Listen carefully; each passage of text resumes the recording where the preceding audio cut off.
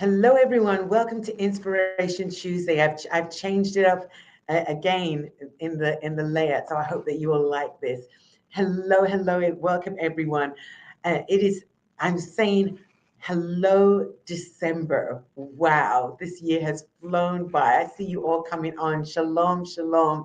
Yes, this year has flown by. We have begun December, and wow, wow, wow. The theme for December is create and celebrate.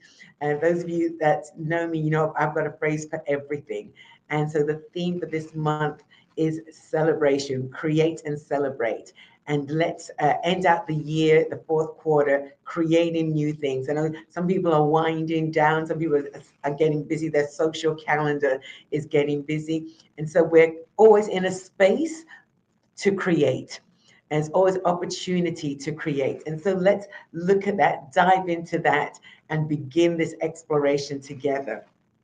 So this one is celebrate and create. When I thought about this today, I immediately went to Hebrews 11 and verse 3, and I'm taking it from the Amplified Version. And the Amplified Version says, by faith, that is, with an inherent trust and enduring confidence in the power, wisdom, and goodness of God, we understand that the worlds, the universe, the ages were framed and created, formed, put in order, and equipped for the intended purpose by the word of God, so that this is the bit that I love, so that what is seen was not made out of things which are visible. And what a word in our mouth for this season. The things that are not seen, the things what are the things, so that what is seen, I'm going to get it right, was made not out of the things which are visible.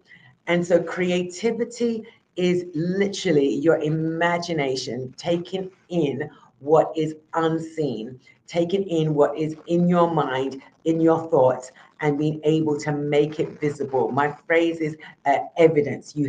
What's in you now become evident. And when you are creating, you are not just creating something for yourself. Sometimes it is just for yourself, but you find that once it's created, it takes in everybody. Everybody gets to enjoy the benefits of your creativity. So I'm going to ask the question, what are you creating and what is its intended purpose?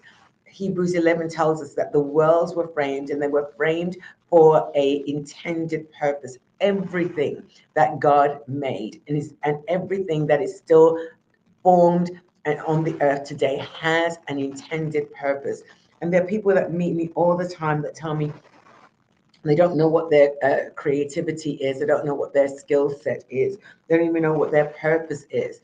And so when you look at the end result purpose, it comes from a skill set and working backwards. And that skill set comes from something that you are creating, something that is needed to be in function, not just for yourself, but for others around you. There's some people that, oh, yes, creativity is your imagination. Thank you. And so when you get into this thought process, it is so easy to be overwhelmed, overcome, but so easy to be, what's the word I'm looking for? Enthusiastic, constantly being driven by the purpose to succeed or the purpose to have an end product. And so that is just so important for us to get that in our thought process, to have this understanding of what God is saying, what God is doing, and what God is moving us consistently into for his end time manifestation. And I love that word, end time manifestation. So what is your enduring trust based on? The Bible tells us right here that there is an inherent trust, something within. The English calls it, there's a knowing in our knower. An old phrase that I love is there's I know it in my waters. So it's something that's inherent, it's instinctive within us. Right? We cannot fully explain it, but we just know. And that's the beauty of what God is doing with us. There is this knowing that we cannot explain, but it drives us. It keeps the momentum. You love that word momentum, right? It keeps the momentum going in us. We put one foot in front of the other, no matter what's going on, there's still this um, unseen and sometimes unspoken drive to keep going forward, because the things that are going to be evident is to be made out of what is not yet seen, what is not yet visible, not only to us, but to all those around us. And I want to emphasize it is so important to have the right people around you, so that while you're imagining, while you're creating, while you're working through the nicks and the knocks and the ups and the downs and tweaking and correcting, you've got to have people around you that not only believe in you, but believe in what they have not yet seen. And that is truly a major factor in staying motivated and staying encouraged in what you do. We know, if we talk about this year, we'll get to it maybe in the summary of create and celebrate. We'll talk about how much we have gone through this year. So just a group of friends who are all leaders, and she just ran through what each one of us have walked through, whether it's a health challenge, a financial challenge, a physical challenge, taking care of somebody else, being caught in somebody else's drama, so we're taking care of them. There's all these extenuating circumstances, and yet we have evidence to show what God has put in our hearts to do, and we are completing it. Haven't completed it all, but we are completing it, right? And so there is the circumstances that will draw us, the random thought that gets us to forget what is in front of us, forget what is the drive, the random negative thought that will pull us back into, okay, it can't be done. And then suddenly there's this enthusiasm that comes from a rhema, from the Spirit of the living God, or it comes from reading His Word. It's so important to start your day reading His Word. One of my friends who's a prayer warrior says, you look at Facebook, but have you sought the face of God? Did you seek the face of God before you looked at Facebook? And we're all in the room went, oh, ouch.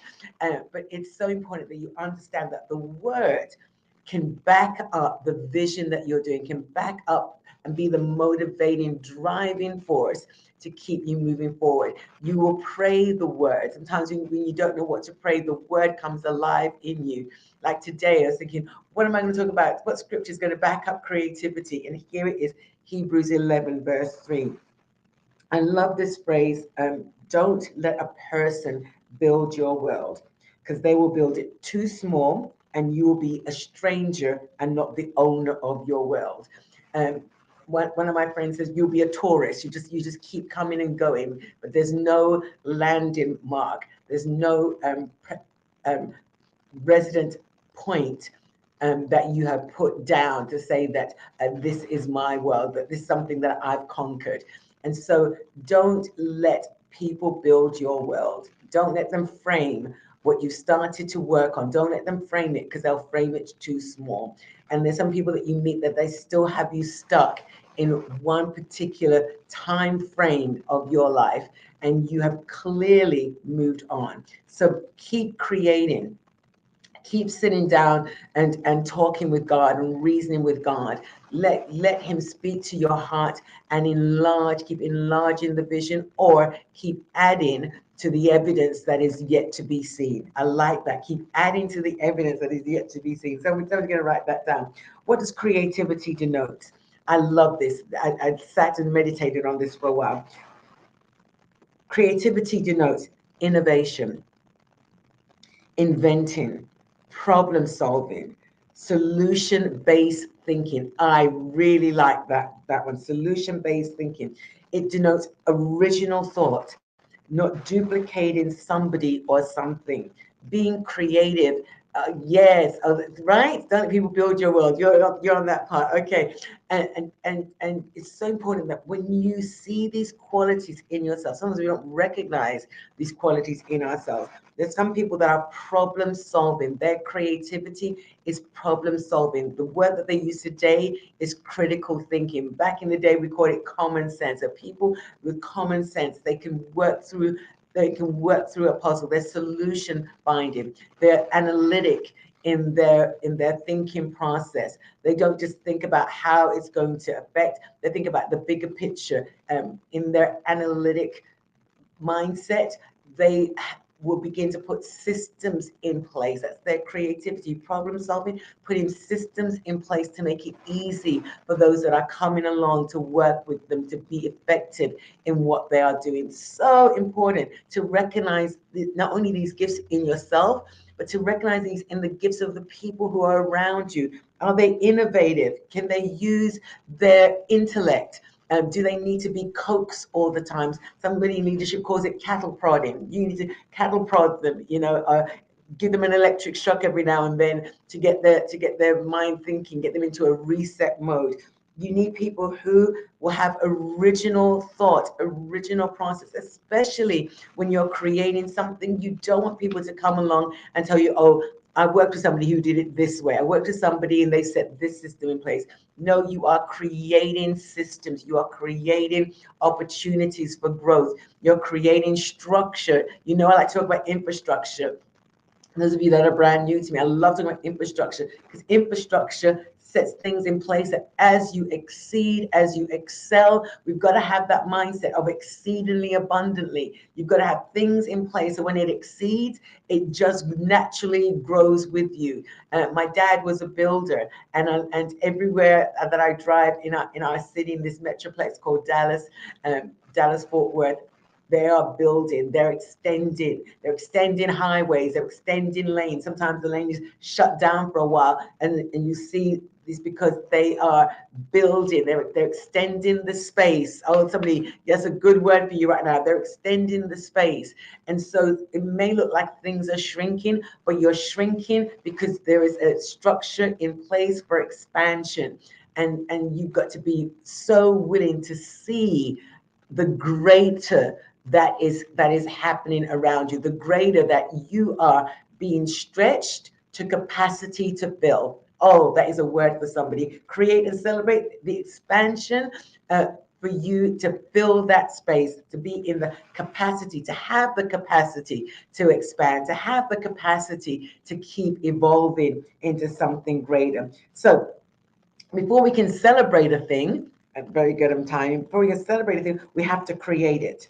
And to create it, it has to be fully operational or fully functional, so that you have the evidence of what it is that was in your thought process, that was in your mind, that was in when you close your eyes, you can see it so visibly. And when you open your eyes, it's invisible to others. Oh, that's a word for somebody. You can close your eyes and describe it, know the function of it, know how it will manifest, how it will be useful to others, the innovations, the innovative side of you. And then as you innovate, there's people that come along and add to it. Look for people. Can I say this one more time? Look for people who will be the problem solver that you need. They will be solution based in their thinking. They will have original thought. And in that original thought, it will help you to create and even put systems in place. When you look at what the world needs, it needs somebody with that creative ability to put systems in place to help you expand, to help you keep overflowing. We talk about the overflow. We don't need to overflow and waste. We want it to overflow and then bless others. I immediately think of Peter in the boat, and Jesus said to him, "Put down your nets." And he only maybe had one net in his boat. We're just going to assume that he had one net or one good net. He didn't prepare for the overflow. He just had one net. But Jesus knew he had the capacity. Oh, somebody's going to hear this. He had the capacity of nets, but he looked at one net. And because of that, it, it didn't go to waste. There were others who were out there in that time frame, that when the overflow came in, it didn't sink his boat, it went into somebody else's boat. Come on. That's the systems we have to have in place. We've got to think of the enlargement of our economy, the enlargement of what God has put in our hearts to do, the enlargement of our solution based ideas, our solution based creativity. And so I just hope that this has stirred something in you. Let's create and celebrate. Or what we've created, let's celebrate it. Oh, that's good. We've been talking about this for quite some time, but I'm just dropping some seeds for you for today. I love this. This is the emphasis that I had when I looked at the scripture, when I even thought about today, create and celebrate. The last part of the scripture in the Amplified of Hebrews 11, verse 3 says, what is seen was not made out of things which are visible. My imagination has room to explore the possibilities, to be open for the opportunity to create, to break, to fix, to correct, to finalize, and then have the finished product. So many times when things don't go the way we expect, we throw our hands up and give up. But I've worked with leaders, and leaders have this mindset right now that every situation, they don't even call it a failure. Every situation is an opportunity to learn, an opportunity to fix, an opportunity to create, an opportunity to problem solve beyond what is happening right now. So that if we face the same situation, we've got things in place, we've got systems in place. We're not reacting, we are proactive, because we've already got proactive means you've already got a system in place to operate out of. Even when it is stressful, there's a method in place of how to get us out of this. How do we need to learn from this so that we're not making the same mistakes, and we're not taking the same amount of time to fix it, with fixing it in a quicker order, in a quicker method, because we have system in place. Somebody's going to hear me say system in place. So what am I saying to you today? I'm saying create and celebrate. Take the time over these next few weeks, next few days, to think about what you have created this year, what you have worked your way out of, worked your way through, what you've overcome, what solution that you helped to implement, and that you are looking forward to taking that system into 2026. What did you create that you need to fix? And so work for a better outcome. Let's celebrate the future of that better outcome. So in other words, we are always going to look for something, the blessing, the trial, the victory, maybe in that order, maybe in different order, but we're going to end result, the victory, the manifestation of what we've been seeking and hearing God on. I want to just take this time as we're in the mode for celebration, to remind you that this coming Saturday is Celebrate You. And we extended the buy one, get one, celebrate code, because we messed up. Well, we didn't mess up. There was a technical hitch that wasn't allowing people to use the code over the Cyber weekend, Black Friday weekend. And so we fixed it yesterday. So we're giving you another 24 hours. We don't want you to come along. That's why we're doing this. We want you to bring somebody, invite somebody, let them learn about Mega Women, let them share in somebody else's testimony, let them share in somebody else's victory. There's some that's had a hard year. They're going to share how they came through that. There's some that wanted to give up, and the end result is amazing. Some amazing stories. I've started posting some on my social media page, but yeah, there's more to come, because there's so much victory around us. Sometimes we focus in on the negative and just remove the positive. I was listening to a podcast this week. I'm a friend of a podcast, and a professor put a black dot on the board, on this whiteboard, just a small black dot.